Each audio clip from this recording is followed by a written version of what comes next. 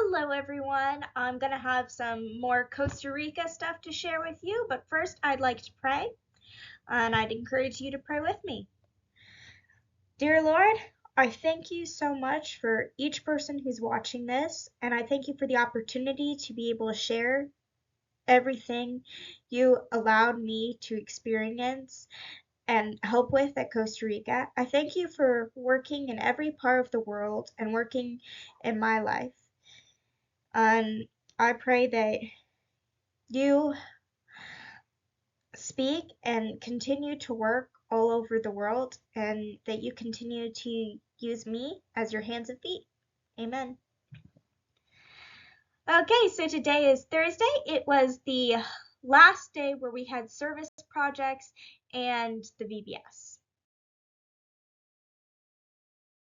So this is a collection of pictures from our last service day. If you start on the left, you'll see a picture of a beautiful lady on a staircase. That's Lucy, our translator. She was a rock star, and she was also helping with the painting project. The stairs she's on, her and another translator were helping paint. It is indigenous language on the left, Spanish in the middle, and English on the right. And they worked through that. The next two pictures, you can see my team and the finished classrooms, which are now blue and have these cool geometric shapes on them. And then the boy on the bicycle, his name is Ethan. He was the only kid at the school when we were painting it. And he kind of helped a bit, particularly on the last day, pulling up tape and stuff. But the last day, as we were leaving the school, he got on his bike and started following the bus after us. He was actually popping wheelies and doing a lot of cool tricks, but he did them so fast that was the only picture I could get of him. He actually outpaced our bus because it had to go through traffic and beat us to the Hope Center, which is pretty cool. So it was a really exciting day for all of us, particularly because I didn't think we'd get to finish the classrooms. I thought the next team after us would get to have the fun decorating them and doing the geometric part, and we just put the background paint up. But we all got to finish, and we were all really excited about it. So then we went to the Hope Center to help with the VBS, and they told us we were really good at hugging, but we had to learn how to let the kids go now. So this is not me. This is another friend from my team hugging a little girl. And I chose this picture because um, I, I'm fairly confident that this was the girl at the end of the week who did something really cool. I could be wrong because I was in the back and I only saw the back of her head, but I think this is the girl, and I have a really cool story about her. So at the end of the VBS, a little girl asks the lady with the mic, "Hey, can I see the mic?" And of course she does this in Spanish, but the lady says, "Okay, no clue what's gonna happen. Anything could happen now." Hands the little girl the mic, and the little girl says something in Spanish. Then she translates it for us. Yeah. And then it gets translated, and it's this. Now I know what it's like to follow Jesus. Isn't that just the sweetest thing for any kid there to say?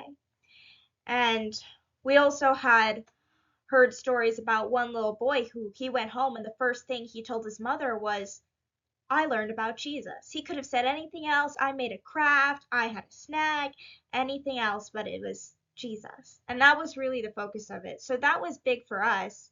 And me particularly is just these kids know what it's like to follow Jesus.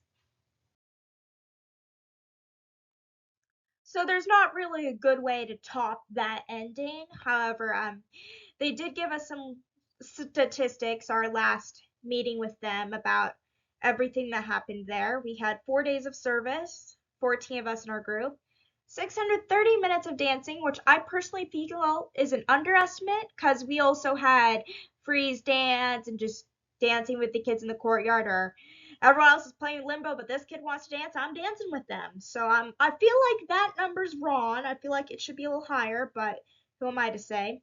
We had 54 children at camp. 542 kids total at the Hope Partners. That includes their made spaces for older kids in their teenage years, and they're starting to partner with a college to help these kids continue to get a better future. I know in a previous video I mentioned rescue.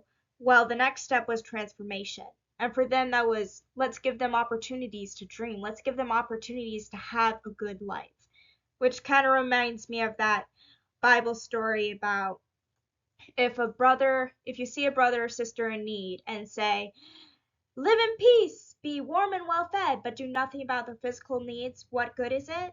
They are doing that good. They're making sure these kids get education at a safe place, and it's amazing to watch. They also gave us the population of Pavas, which was around the area we're in. That area they said was about 1 square mile. So that's a lot of people and not a lot of space.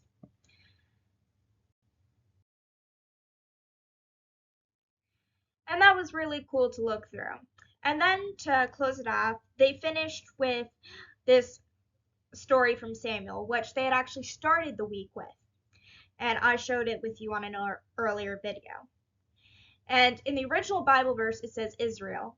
And this time they corrected it to Vieira, Florida, which is where our church was from. So it says, and the Lord said to Samuel, see, I'm about to do something in Vieira, Florida that will make the ears of everyone who hears about it tingle. They forgot to add in Texas because we did have a friend from Texas there. They kind of had to shout it in there. But the point is, God is doing something wherever you are. So if you're not watching this from Florida or even the United States, try putting wherever you're from there because God is doing something in your life.